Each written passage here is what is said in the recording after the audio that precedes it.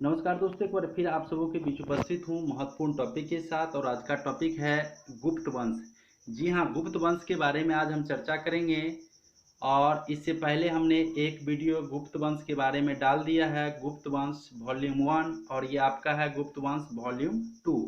यहाँ हम चर्चा करेंगे समुद्रगुप्त और समुद्रगुप्त के बाद जो शासक हुए उसके बारे में।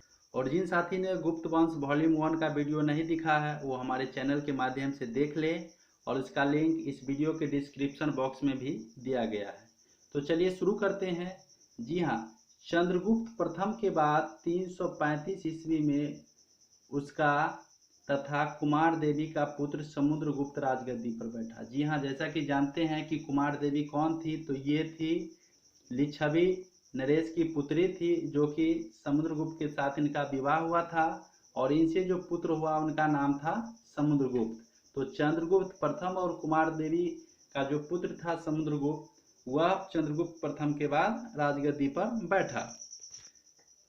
संपूर्ण प्राचीन भारतीय इतिहास में महानतम शासकों के रूप में वह नामित किया जाता है। जी हाँ, समुद्रगुप्त की ख्याति चंद्रगुप्त प्रथम की ख्याति से भी ज्यादा है। इन्हें पराक्रमांक कहा गया है। और समुद्रगुप्त का शासनकाल राजनैतिक एवं सांस्कृतिक दृष्टि से गुप्त साम्राज्य के उत्कर्ष काल माना जाता है, और इस काल को स्वर्ण युग भी कहा गया है। भारतीय इतिहास में गुप्त वंश के जो समय था उसे स्वर्ण युग भी कहा गया है। इस साम्राज्य की राजधानी पाटलिपुत्र थी। जैसा कि हम जानते हैं कि चंद्रगुप्त प्रथम की भी राजधानी पाटलिपुत्र ही था। समुद्रगुप्त ने महाराजा धीराज की उपाधि धारण की, और इससे स्पष्ट होता है कि समुद्रगुप्त भी क्या था, एक स्वतंत्र शासक था। इन्होंने भी महाराजा धीराज की उपाधि धारण की थी। उसके बाद है समुद्रगुप्त एक असाधारण सैनिक योग्यता वाला विजित सम्राट था। इनमें असाधारण सैनिक वाली योग्यता थी। विंसेंट स्मिथ ने इन्हें नेपोलियन की उपाधि, जी हाँ, भारतीय नेपोलियन के रूप में समुद्रगुप्त जाना जाता है। ये महत्वपूर्ण प्रश्न है कि भारतीय इतिहास में नेपोलियन के रूप में कौन जाना जाता है, तो उसका उत्तर होता है समुद्रगुप्त। और उसका सबसे महत्वपूर्ण अभियान दक्षिण की तरफ, जिसे दक्षिणापथ कहा जाता था, इसमें उसके 12 विजयों का उल्लेख मिलता है। और इन्होंने सबसे ज्यादा दक्षिण की तरफ आक्रमण किया, जिसे दक्षिणापथ कहा जाता है, और इसमें उन्होंने 12 विजयों का उल्लेख मिलता है। समुद्रगुप्त एक अच्छा राजा होने के अतिरिक्त एक अच्छा कवि तथा संगीतज्ञ था। जी हाँ, समुद्रगुप्त एक अच्छा राजा होने के अलावे एक कवि और संगीतज्ञ भी था। उसे कला मर्मज्ञ भी माना जाता है। इनका देहांत 380 ईस्वी में हुआ था। समुद्रगुप्त की मृत्यु 380 ईस्वी में हुआ था। इसके बाद उसका पुत्र चंद्रगुप्त द्वितीय राजा बना था। जी हाँ, समुद्रगुप्त के बाद चंद्रगुप्त द्वितीय राजा बना था। इन्हें कविराज भी कहा गया है। समुद्रगुप्त को कविराज भी कहा गया। वह महान संगीतज्ञ था जिसे वीणा वादन का शौक था, और उनके शासनकाल में चलाए गए सिक्के पर वीणा बजाते हुए समुद्रगुप्त का चित्र भी अंकित था, ऐसा पाया गया है। इसने प्रसिद्ध बौद्ध विद्वान वसुबंधु को अपना मंत्री नियुक्त किया था। इन्होंने बौद्ध विद्वान वसुबंधु को अपना मंत्री बनाया था।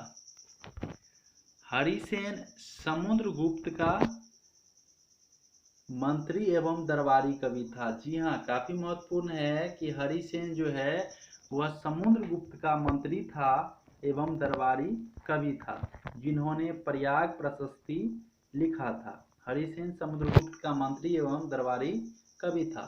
हरिसेन द्वारा रचित प्रयाग प्रशस्ति से समुद्रगुप्त के राज्यारोहण, विजय, साम्राज्य विस्तार के संबंध में सटीक जानकारी प्राप्त होती है।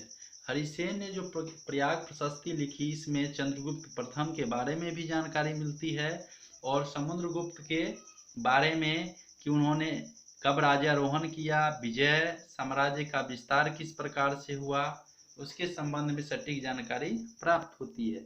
वैदिक धर्म के अनुसार इन्हें धर्म व प्राचीर बंध, जी हाँ, वैदिक धर्म के अनुसार इन्हें धर्म व प्राचीर बंध यानी कि धर्म की प्राचीर कहा गया है। समुद्रगुप्त को धर्म का प्राचीर भी कहा गया। उसके बाद है कि समुद्रगुप्त का साम्राज्य, समुद्रगुप्त ने एक विशाल साम्राज्य का निर्माण किया जो उत्तर में हिमालय से लेकर दक्षिण में विंध्य पर्वत तक था। जी हाँ, समुद्रगुप्त का शासनकाल जो था उसके दौरान एक विशाल साम्राज्य था जो उत्तर में हिमालय से लेकर दक्षिण में विंध्य पर्वत तथा पूर्व में बंगाल की खाड़ी से लेकर पश्चिम में पूर्वी मालवा तक विस्तृत था। कश्मीर, पश्चिमी पंजाब, पश्चिमी राजस्थान, सिंध तथा गुजरात को छोड़कर समस्त उत्तर भारत उसमें सम्मिलित था। दक्षिणापथ के शासक तथा पश्चिमोत्तर भारत की विदेशी शक्तियां उसकी अधीनता स्वीकार करती थी। अब हम चर्चा करेंगे समुद्रगुप्त के बाद रामगुप्त के बारे में। जी हाँ, रामगुप्त जो था वह समुद्रगुप्त का उत्तराधिकारी था जो कि समुद्रगुप्त के बाद सम्राट बना, लेकिन इसके राजा बनने में विभिन्न विद्वानों में मतभेद है। समुद्रगुप्त के बाद रामगुप्त सम्राट बना, लेकिन विभिन्न विद्वानों का मत एक नहीं मालूम पड़ता है और उसमें मतभेद है। विभिन्न साक्ष्यों के आधार पर पता चलता है कि समुद्रगुप्त के दो पुत्र थे। समुद्रगुप्त के दो पुत्र थे, रामगुप्त तथा चंद्रगुप्त। रामगुप्त बड़ा होने के कारण पिता की मृत्यु के बाद गद्दी पर बैठा। रामगुप्त जो था वह बड़ा होने के कारण पिता की मृत्यु के बाद गद्दी पर बैठा, लेकिन वह निर्बल तथा कायर था। लेकिन रामगुप्त जो था वह निर्बल और कायर था। वह शकों द्वारा पराजित हुआ और अत्यंत अपमानजनक संधि किया। रामगुप्त जो था वह अत्यंत निर्बल और कायर था जिसको शकों द्वारा पराजित होना पड़ा और एक अपमानजनक संधि की, जिसमें अपनी पत्नी ध्रुव स्वामिनी को शकराज को भेंट में दिया। और लेकिन उसका जो छोटा भाई चंद्रगुप्त द्वितीय था वह बड़ा ही वीर एवं स्वाभिमानी व्यक्ति था। वह छद्म भेष में ध्रुव स्वामिनी के भेष में शकराज के पास गया, लेकिन रामगुप्त से जो छोटा भाई था चंद्रगुप्त वह बड़ा ही साहसी था। उन्होंने एक बनावटी भेष ध्रुव स्वामिनी का बनाया और शकराज के पास गया और अंततः उन्होंने रामगुप्त की पत्नी ध्रुव स्वामिनी को वहां से मुक्त कराया। तत्पश्चात चंद्रगुप्त द्वितीय ने अपने बड़े भाई रामगुप्त की हत्या कर दी और इसके बाद चंद्रगुप्त द्वितीय ने अपने बड़े भाई रामगुप्त की हत्या कर दी और उसकी पत्नी से विवाह कर लिया और गुप्त वंश का शासक बन बैठा। इस प्रकार रामगुप्त की हत्या करके चंद्रगुप्त द्वितीय ने राजगद्दी हासिल किया और उनकी पत्नी के साथ वैवाहिक संबंध बनाया। उसके बाद है चंद्रगुप्त द्वितीय जो कि विक्रमादित्य के नाम से भी जाना जाता है। चंद्रगुप्त द्वितीय इन्होंने 375 ईस्वी में सिंहासन पर आसीन हुआ। वह विक्रमादित्य के नाम से भी इतिहास में प्रसिद्ध है। चंद्रगुप्त द्वितीय जो है वह विक्रमादित्य के नाम से भी प्रसिद्ध है। उसने 375 ईस्वी से 415 ईस्वी लगभग 40 वर्षों तक शासन किया। चंद्रगुप्त द्वितीय ने 375 से लेकर 415 ईस्वी तक शासन किया।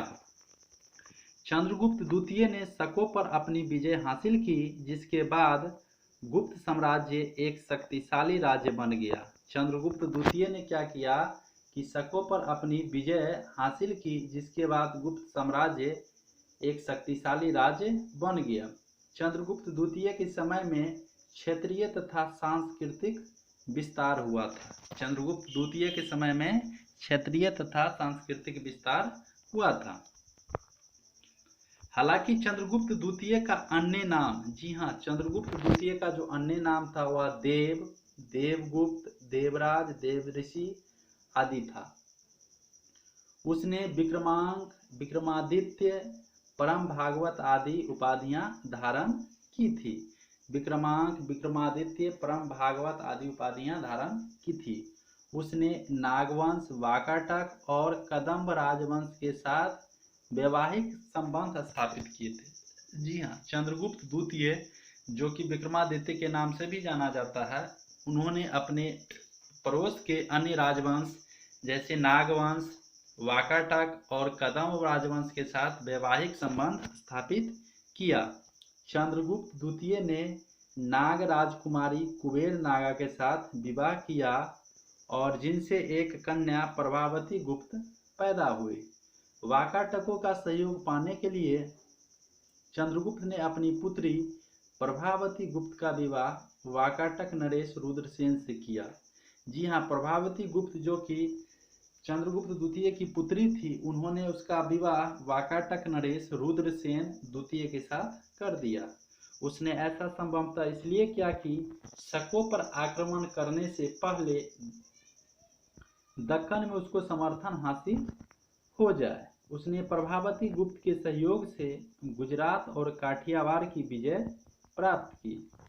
वाकाटकों और गुप्तों की सम्मिलित शक्ति से शकों का उन्मूलन किया गया और वाकाटक और गुप्त के एक सम्मिलित शक्ति ने शकों का उन्मूलन कर दिया। उसके बाद है कदम्ब राजवंश का शासन कुंतल, जो कि कर्नाटक में था। कदम्ब राजवंश जो था उसका जो अभी वर्तमान परिप्रेक्ष्य में कर्नाटक है और तत्कालीन परिप्रेक्ष्य में कुंतल था, में कदम्ब राजवंश हुआ करता था। वहां पर चंद्रगुप्त के पुत्र कुमारगुप्त प्रथम का विवाह कदम्ब वंश में हुआ था। तो दोस्तों, कैसा लगा यह टॉपिक? यदि अच्छा लगे तो लाइक शेयर और कमेंट्स करें। साथ ही हमारे चैनल को सब्सक्राइब कर ले। वीडियो देखने के लिए बहुत बहुत धन्यवाद। जय हिंद, जय भारत।